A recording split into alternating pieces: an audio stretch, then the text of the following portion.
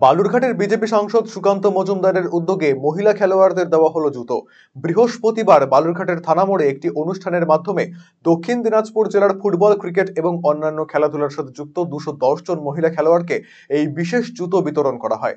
সুকান্ত মজুমদার বলেন, জেলার মহিলা খেলোয়াড়দের উৎসাহ দিতে এদিন তাদের স্পোর্টস শু দেওয়া হলো। জেলার মহিলা খেলোয়াড়রা যাতে জেলার নাম উজ্জ্বল করতে পারে, সে কারণে পরবর্তীতে প্রয়োজনীয় ব্যবস্থা নেওয়ারও পরিকল্পনা রয়েছে।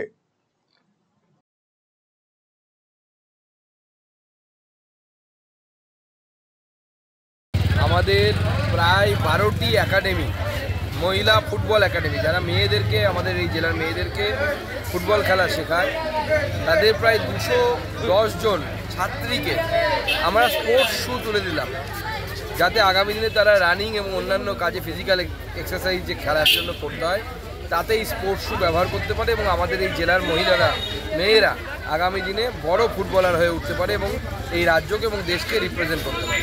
দেখুন, আমরা একজন কোচকে বেছেছি মুম্বাই থেকে, যিনি বাঙালি, কিন্তু মুম্বাইয়ে অন্ধেরিতে বহুদিন ধরে কোচিং করাচ্ছে। তার সাথে কথা হয়েছে, আগামী দিনে আমাদের ইচ্ছে আছে তাকে নিয়ে এসে এখানে একটা স্ক্রিনিং ক্যাম্প করাবো এবং ওখান থেকে তিনি 2টো মেয়েকে বেছে আগামী দিনে বিদেশে নিয়ে যাবেন কোচিংয়ের জন্য।